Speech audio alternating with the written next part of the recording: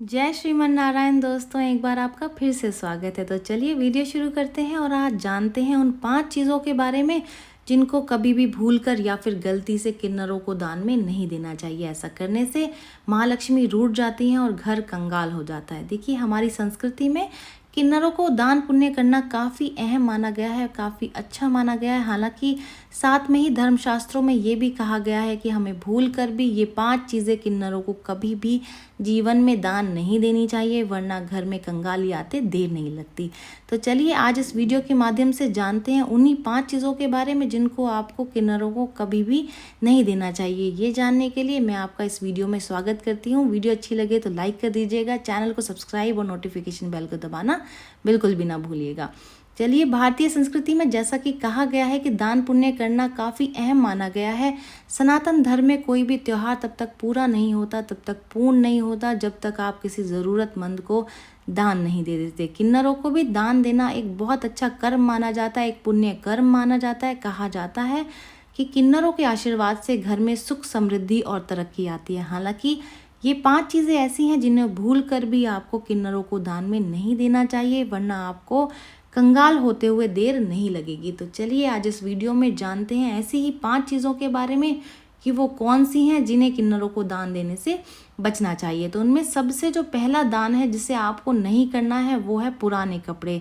जी हाँ, किन्नर आमतौर पर तभी किसी के घर में आते हैं जब आपके परिवार में कोई शादी हो, बच्चे का जन्म हुआ हो या फिर कोई शुभ कार्य या फिर मांगलिक कार्यक्रम हो रहा हो। ऐसे में किन्नरों के आने पर भूल कर भी उन्हें पुराने कपड़े देने की भूल ना करें। पुराने कपड़े उन्हें बिल्कुल भी ना दें। ऐसा करने से आपके परिवार पर विपत्तियों का पहाड़ टूट सकता है और घर की दौलत खत्म हो सकती है। लिहाजा शुभ कार्य के दौरान जब भी किन्नर आपके घर आए तो उन्हें हमेशा ही नए कपड़े ही दान में दें। देखिए, जब भी हमारे घर में कोई भी शुभ कार्यक्रम होता है तो कभी भी कोई भी पुरानी चीज़ किसी को भी नहीं दी जाती। इसीलिए किन्नरों को भी आप पुराने कपड़े देने से बचें और उन्हें नए कपड़े ही दान में दें, जिससे वो खूब खुश होकर जाएं और आपको खूब सारी दुआएं और आशीर्वाद दें।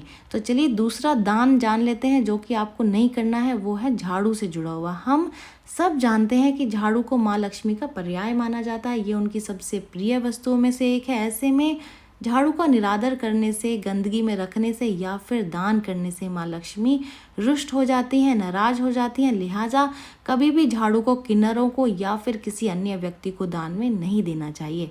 अगर आप उन्हें झाड़ू दिलवाना चाहते हैं या फिर उन्हें झाड़ू की आवश्यकता है तो उसके लिए आप उन्हें रुपए दे दें, पैसे दे दें, जिससे वे खुद दुकान पर जाकर उससे अपनी क्षमता के अनुसार खरीद सकें।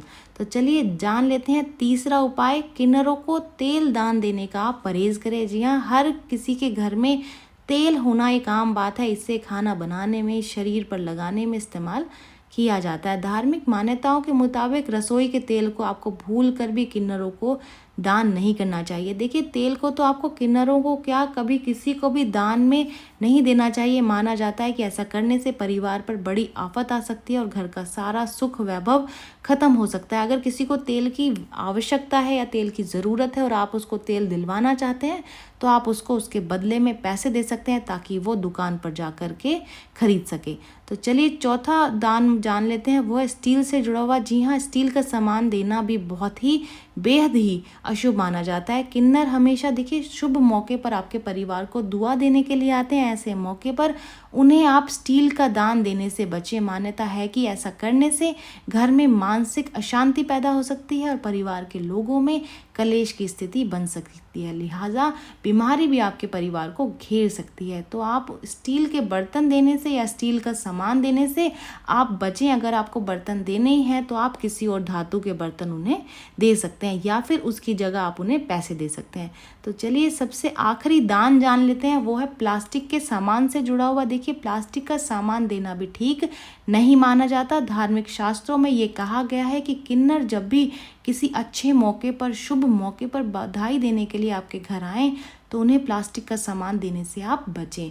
मान्यता है कि इससे परिवार के लोगों की तरक्की रुक जाती है, साथ ही आर्थिक तंगी का भी सामना करना पड़ सकता है। देखिए, प्लास्टिक को शुभ नहीं माना जाता, इसलिए आप प्लास्टिक का सामान देने से भी किन्नरों को बचें, क्योंकि आपको उनसे अच्छा और ढेर सारा आशीर्वाद लेना है।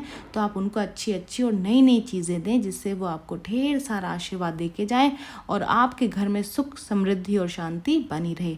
ये जानकारी यहीं तक ही। उम्मीद है दी गई जानकारी आपके काम आएगी, और अब आगे से अगर किन्नर आपके घर आएंगे तो आप ये 5 चीज़ें उन्हें देने से बचेंगे, परहेज करेंगे। तो चलिए फिर मिलते हैं नई वीडियो में नई जानकारी के साथ। जय श्रीमन नारायण दोस्तों।